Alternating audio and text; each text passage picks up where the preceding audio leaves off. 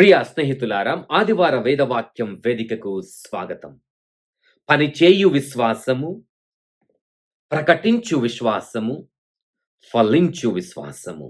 సామాన్య కాల 24వ ఆదివారంలో ప్రవేశించిన మనకు 3 దివ్య పఠనాలు కూడా మన విశ్వాసాన్ని పరీక్షించుకొనమని, మెస్సయానందు మన నిజమైన విశ్వాసాన్ని జీవించినచో అటువంటి విశ్వాసం మనలను సిలువను ఎత్తుకొనుటకు ప్రేరేపించునని, అటువంటి విశ్వాసము మన ఇరుగు పొరుగు వారికి సహాయపడుటలో, వారిని ఆదరించుటలో అండగా ఉండునని మనకు తెలియచేస్తున్నాయి. మొదటి పట్నం నందు యెషయా ప్రవక్త మెస్సయా గురించి ప్రవచిస్తూ, రానున్న రోజులలో దేవుడు ప్రసాదించు ఈ మెస్సయా కష్టాలను, బాధలను, హింసలను భరించువాడని తెలియచేస్తూ, యేసు ప్రభు సిలువను ఎత్తుకొనుటలో, ఆ ఎత్తుకునే మార్గంలో ఎదురయ్యే హింసలను, వేదనలను మనకు మొదటి పట్నం నందు కళ్ళకు కట్టినట్లుగా ఈ యొక్క సేవకుని ద్వారా, బాధలు అనుభవించు సేవకుని ద్వారా మనకు వివరిస్తున్నాడు. సువిశేష పట్నంలో యేసు ప్రభు శిష్యులను అడిగిన ప్రశ్న, మనుష్య కుమారుడు ఎవరని మీరు అనుకుంటున్నారు, భావిస్తున్నారు అని అడగగా, పేతురు పలికిన సమాధానం, నీవు సజీవుడవగు దేవుని కుమారుడవైన క్రీస్తువు అని పలుకగా, తదనంతరం యేసు ప్రభు పేతురును, నీవు నన్ను అనుసరించగోరినచో సిలువను ఎత్తుకొని నాతో పయనింపుము అని మెస్సయా యొక్క ప్రవచనాన్ని, మెస్సయా యొక్క పనిని, ప్రేషిత కార్యాన్ని పేతురులకు యేసు ప్రభు తెలియజేశాడు. మరి యెషయా ప్రవక్త ప్రవచించిన ఈ బాధామయ సేవకుడు స్వయాన క్రీస్తు ప్రభువే కాగా, ఈ యొక్క క్రీస్తు ప్రభువునందు మన విశ్వాసాన్ని మెస్సయాగా, సజీవుడగు దేవుని కుమారుడవైన క్రీస్తు వలె మనం ప్రకటించాలంటే సిలువను ఎత్తుకొనుట తప్పనిసరి. సిలువను ఎత్తుకొనుట, క్రీస్తు ప్రభువును అనుసరించుట, వెంబడించుట మనకు ఒక ఐచ్ఛికమైనది కాదు, మనం తప్పనిసరిగా చేయవలసినది. మరి అటువంటి క్రీస్తును, బాధామయ సేవకుని మనం అనుసరించాలంటే మన విశ్వాసం పనిచేస్తూ ఉండాలి, మన విశ్వాసం ప్రకటిస్తూ ఉండాలి, మన విశ్వాసం ఫలిస్తూ ఉండాలి. మరి పేతురు సమాధానం ఇచ్చినట్లుగా, నీవు సజీవుడగు దేవుని కుమారుడవైన క్రీస్తువు.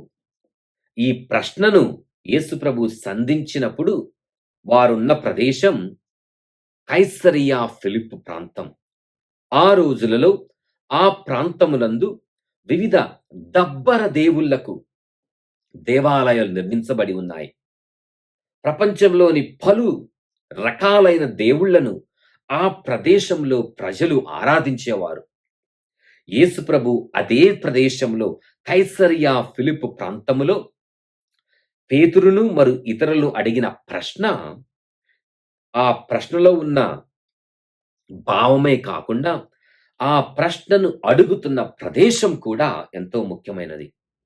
ఇంతమంది దబ్బర దేవుళ్లను ఆరాధిస్తున్న ఈ ప్రదేశంలో, కైసరియా ఫిలిప్పు ప్రాంతంలో, నేను ఎవరని ప్రజలు భావిస్తున్నారు, నేను ఎవరని మీరు నా శిష్యులుగా భావిస్తున్నారు అని యేసు అడగగా, పేతురు ప్రకటించిన ఆ విశ్వాసం, నీవు సజీవుడగు దేవుని కుమారుడవైన క్రీస్తువు అని పలికినప్పుడు యేసు ప్రభు వెంటనే, నీవు నన్ను అనుసరించి కోరినచో సిలువను ఎత్తుకొని నన్ను అనుసరింపుము. మరి మన విశ్వాసంలో యేసు ప్రభును అనుసరించాలంటే ఏదో గొప్ప ప్రవచనాలతో, గొప్ప సూక్తులతో చెప్తే సరిపోదు. సిలువను ఎత్తుకొనుట తథ్యం. సిలువను ఎత్తుకొనుట మన భాగ్యం.